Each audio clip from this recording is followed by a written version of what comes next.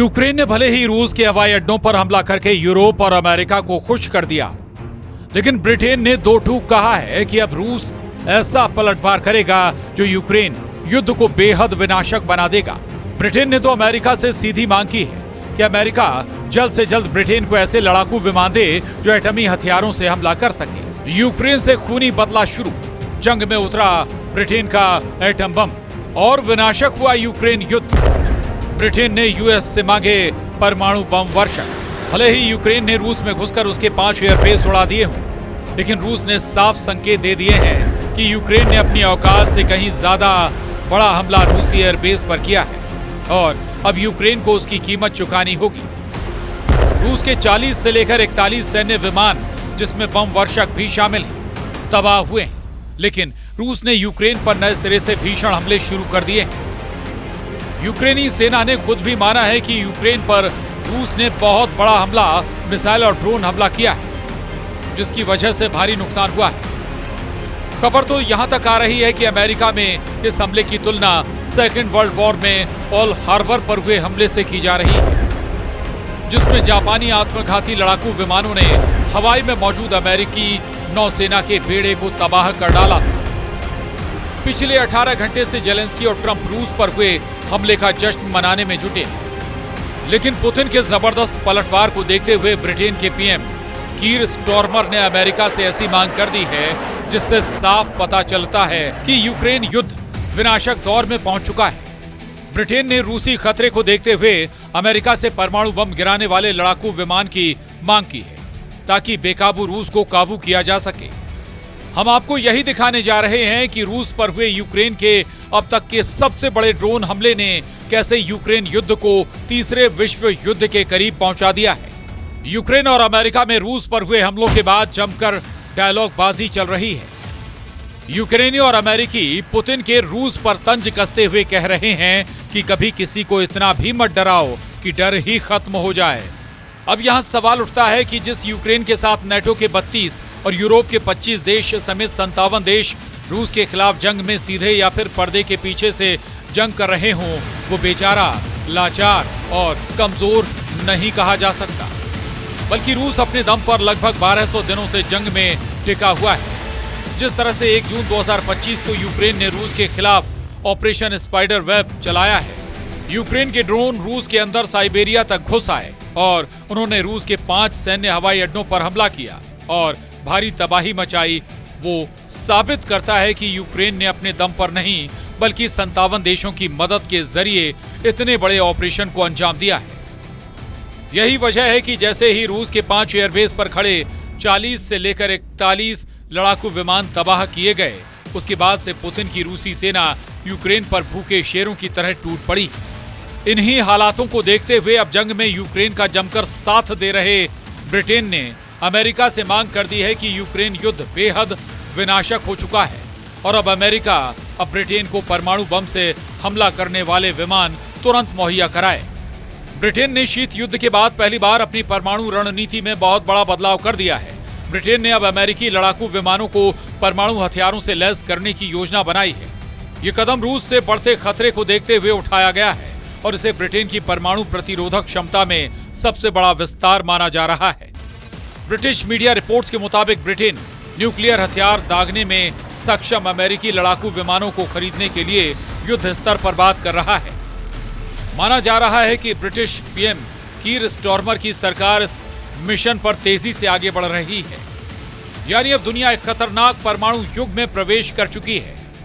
Britain ये दिखाना चाह रहा है कि रिपोर्ट के मुताबिक ब्रिटेन के रक्षा सचिव जॉन हीली और सशस्त्र बलों के प्रमुख एडमिरल सर टोनी ब्राडकिन पारंपरिक परमाणु हथियारों की तुलना में कम शक्ति वाले गुरुत्वाकर्षण बमों को लॉन्च करने में सक्षम अमेरिकी लड़ाकू जेट विमानों को खरीदने की कोशिश कर रहे हैं। प्रधानमंत्री कीर स्टॉर्मर ने इसका समर्थन किया है और माना जा रहा है कि पेंटागन के साथ गहरे स्तर पर बातचीत चल रही है।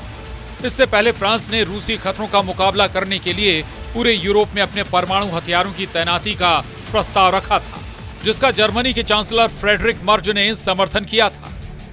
ब्रिटेन के पीएम कीर स्टॉर्मर ने दावा किया है कि मुझे पूरा यकीन है कि ऐसा कुछ नहीं होगा, लेकिन इसी को यकीनी बनाने के लिए ऐसा कुछ ना हो, हमें तैयार रहने की जरूरत है।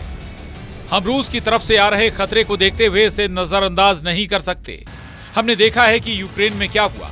3 साल से भी ज्यादा पहले टैंक सरहद पार करके अंदर घुस आए। एक ऐसी घटना जिसको हम अपनी जिंदगी में कभी सोच भी नहीं सकते कि एक यूरोपीय देश पर हमला।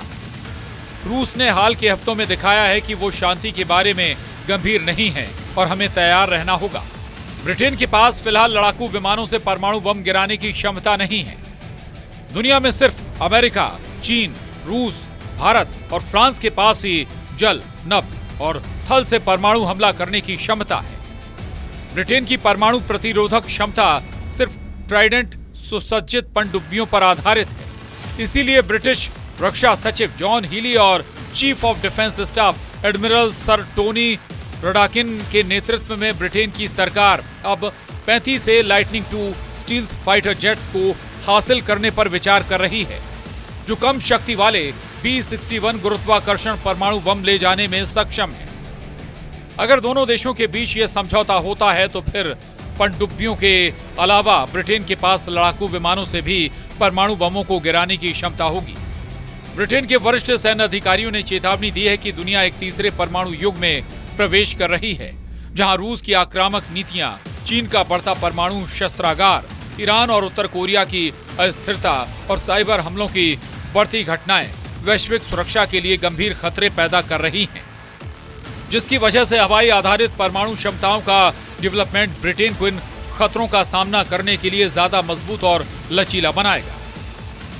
टाइम्स की रिपोर्ट में कहा गया है कि F-35A lightning stealth fighter jet को खरीदने पर विचार चल रहा है, जिसे जर्मन लुफ्टवाफे ने हाल ही में ऑर्डर किया है। हालांकि दूसरे प्रकार के विमानों पर भी विचार किया जा रहा है। इन जेट की रेंज 1400 किलोमीटर है और ये B-61 थर्मोन्यूक्लियर ग्रेविटी बम ले जा सकते हैं, जो अमेरिका के 3708 परमाणु हथियारों के भंडार से हवाई ड्रॉप की जाने वाले प्राइमरी परमाणु बम है। इसके अलावा ब्रिटिश सरकार ने 7000 किलोमीटर लंबी दूरी के हथियारों के उत्पादन की योजना भी बनाई है। इधर रूस के 5 एयरबेस पर यूक्रेन के ड्रोन हमलों से बौखलाए रूस ने यूक्रेन के पूर्वी इलाके में खौफनाक हमले शुरू कर दिए हैं। ज़पोरिज़िया के कई इलाकों पर रूस ने भयानक मिसाइल और ड्रोन हमले किए हैं। हम आपको बता दें कि यूक्रेन के रूसी एयरबेस पर हमले से कुछ ही घंटे पहले रूस ने यूक्रेन पर सबसे बड़ा ड्रोन हमला किया था। यूक्रेन की वायुसेना के मुताबिक कि रूस ने एक साथ 472 ड्रोन यूक्रेन के ऊपर भेजे, जो कि अब तक की सबसे बड़ी संख्या है। इसके साथ ही रूस ने 7 मिसाइलें भी दागी।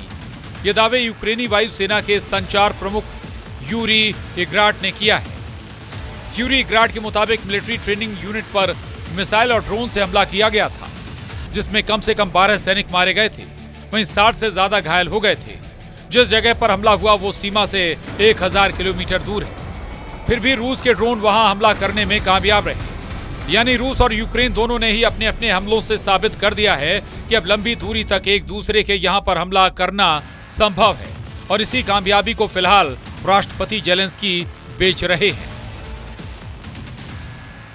यूक्रेन के राष्ट्रपति वोलोदिमीर जेलेंस्की ने दावा किया है कि अमेरिका के साथ मिलकर यूरोप के पास रूस से बेहतर हथियार हैं। हमारे पास मजबूत सामरिक समाधान भी हैं। इसको हमारे ऑपरेशन स्पाइडर वेब ने साबित कर दिया है। रूस को यह महसूस करना चाहिए कि उसका कितना बड़ा नुकसान हुआ है। यही बात उसे कूटनीति की ओर ले जाएगी। युद्ध में जब रूस बड़ा नुकसान उठाता है तो ये सभी के लिए स्पष्ट है कि यूक्रेन ही वो है जो डटा हुआ है, न सिर्फ अपने लिए बल्कि पूरे यूरोप के लिए। हम आपको यूक्रेनी सेना के हमलों और दावों से जुड़ा वो वीडियो दिखा रहे हैं जब यूक्रेनी सेना ने 7 अप्रैल को दावा किया था कि उसने रूसी इलाके में घुसकर रूस के बेलाग्रद में तूफानी हमले किए हैं और 30 से ज्यादा रूसी सैनिकों को ड्रोन और बम हमलों से मार डाला है। यूक्रेनी सेना के दावों के मुताबिक उसकी 47वीं मैकेनाइज्ड ब्रिगेड ने 7 अप्रैल को एक ऐसा ड्रोन फुटेज जारी किया जो रूस के बेलाग्रद इलाके का था। यहां इमारतों, घरों और पाइपलाइन में मौजूद कई रूसी सैनिकों को मारने का दावा किया गया था। हैरानी की बात यह है कि अभी तक यूक्रेनी सेना ने कभी नहीं माना था कि वो रूस के बेलाग्रद पर कब्जा करने की कोशिश में जुटी है। उस वक्त यूक्रेन के राष्ट्रपति जेलेंस्की ने भी ऐलान किया था कि रूस के बेलाग्रद में यूक्रेनी सेना मौजूद है और रूस के बेलाग्रद पर कब्जा करने की कोशिश में जुटी है। जेलेंस्की ने 7 अप्रैल को दावा किया था कि उनकी सेना रूसी सीमा क्षेत्रों में हमले कर रही है। वॉर एक्सपर्ट्स का साफ कहना है कि क्योंकि यूक्रेनी सेना के हाथ से पश्चिमी रूस का कुर्स्क इलाका निकल चुका है, इसीलिए अब यूक्रेन रूस के बेलाग्रद पर हमले तेज कर रहा है। यूक्रेन चाहता है कि रूसी सेना उसके सुमे और खार्किव इलाके पर कहीं कब्जा ना कर ले। इसको बचाने के लिए यूक्रेन की 225वीं असॉल्ट रेजिमेंट पूरी कोशिश कर रही है, लेकिन वो रूस के हमले के सामने टिक नहीं पा रही।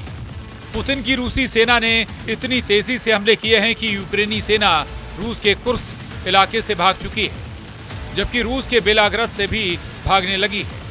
अब ऐसे हालात में अंदाजा लगाया जा सकता है कि रूस के 5 एयरबेस पर यूक्रेन के हमले के बाद यूक्रेन जंग कितनी विनाशक होने वाली है। फिलहाल दुनिया की निगाह अब रूस की तरफ से यूक्रेन पर जबरदस्त पलटवार पर टिकी हुई है। Bureau report, news 18।